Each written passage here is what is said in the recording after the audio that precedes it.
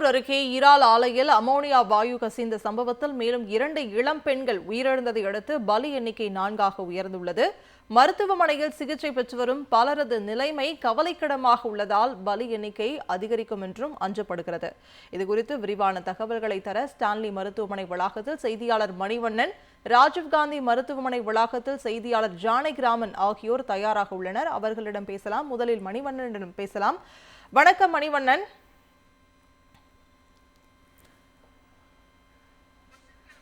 வணக்கம் மணிவண்ணன். ஸ்டான்லி மருத்துவமனையில் அங்குள்ள தொழிலாளர்களுக்கு நிலைமை எப்படி இருக்குது? அங்குள்ள கள நிலவரம் என்ன?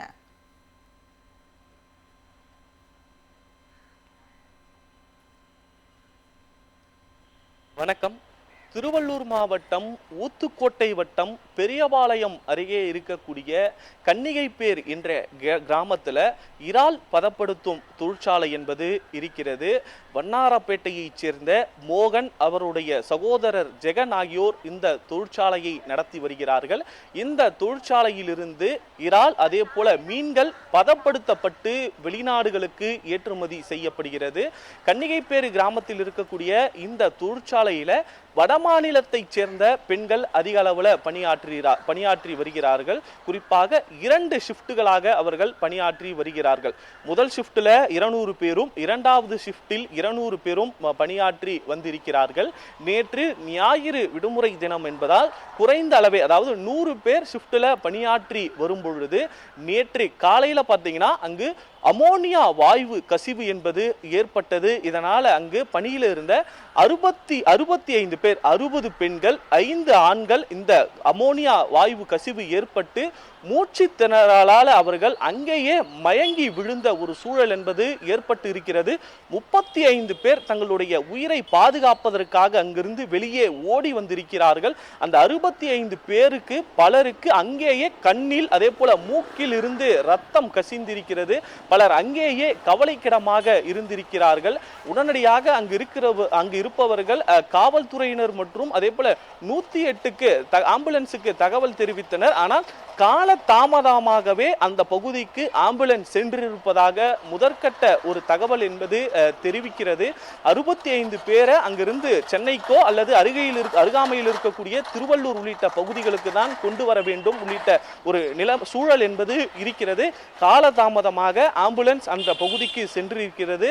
அங்கிருந்து 65 பேர் மீட்கப்பட்டு திருவள்ளூர் அதே போல சென்னை அதே போல செங்குன்றம் உள்ளிட்ட பகுதிகளிலும், அதனைத் தொடர்ந்து 11 பேர் சென்னை ராஜீவ்காந்தி அரசு பொது மருத்துவமனையிலும் நாம் இருக்கக்கூடிய ஸ்டான்லி அரசு பொது மருத்துவமனையிலும் அனுமதிக்கப்பட்டு இருக்கிறார்கள். இதுல ஏற்கனவே 2 பேர் பரிதாபமாக உயிரிழந்த நிலையில இரவு பார்த்தீங்கன்னா ராஜீவ்காந்தி அரசு மருத்துவமனையில ஒரு பெண்மணியும், அதே போல நாம் இருக்கக்கூடிய இந்த ஸ்டான்லி அரசு மருத்துவமனையில ஒரு பெண்மணியும், 18 வயதுடைய ஒரு பெண்மணியும் பரிதாபமாக உயிரிழந்திருக்கிறார்கள்.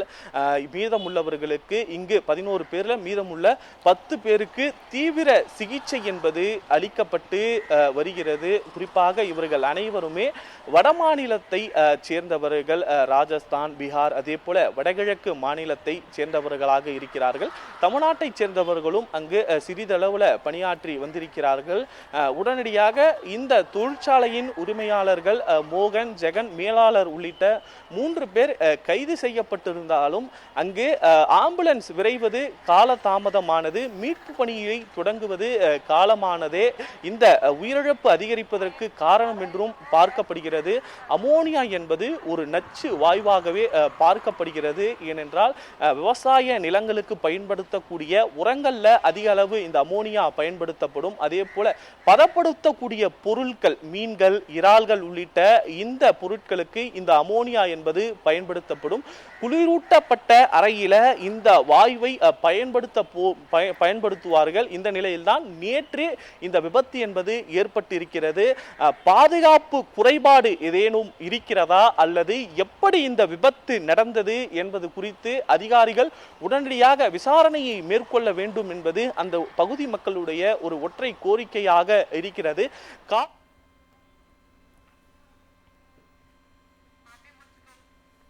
நன்றி மணிவண்ணன். அடுத்ததாக ராஜீவ்காந்தி மருத்துவமனை வளாகத்தில் இருக்கக்கூடிய செய்தியாளர் ஜானகிராமனிடம் கேட்கலாம். வணக்கம் ஜானகிராமன், அங்குள்ள நீங்கள் இருக்கக்கூடிய மருத்துவமனையில் உயிர் பலி எத்தனையாக இருக்கிறது? மற்ற தொழிலாளர்களுக்கு உரிய சிகிச்சை அளிக்கப்படுகிறதா? விவரம் என்ன?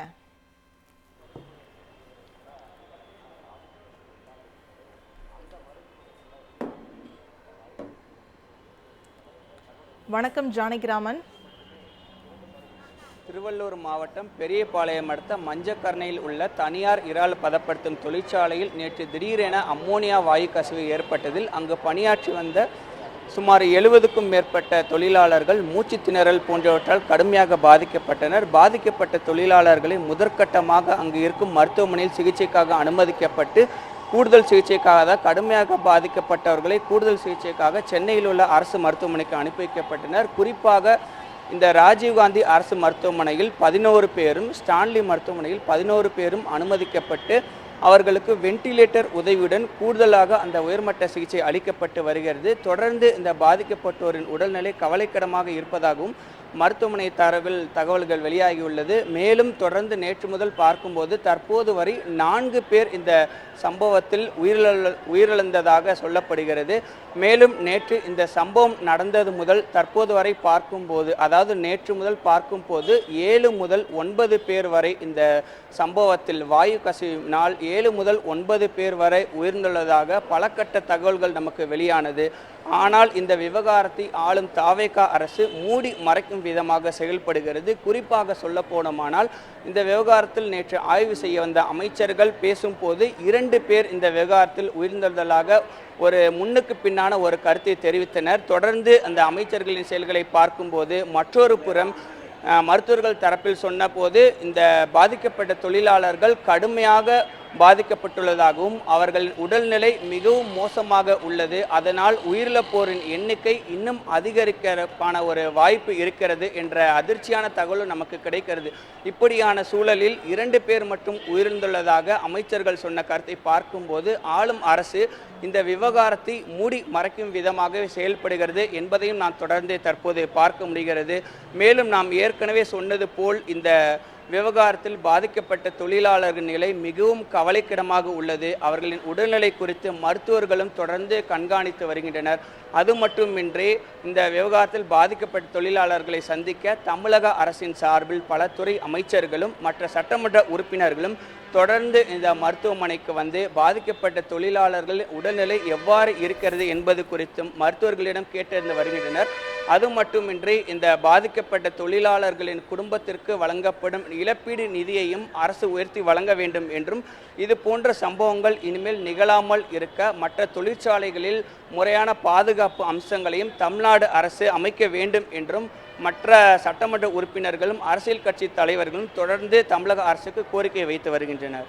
இறால் ஆலையில் அமோனியா வாயு கசிந்த சம்பவத்தில் பலி எண்ணிக்கை 4ஆக உயர்ந்திருக்கிறது. மருத்துவமனையில் சிகிச்சை பெற்று வரும் பலரது நிலைமை கவலைக்கிடமாக உள்ளதாக தெரிவிக்கப்பட்டிருக்கிறது. விவரங்களை வழங்கியதற்காக நன்றி ஜானகிராமன்.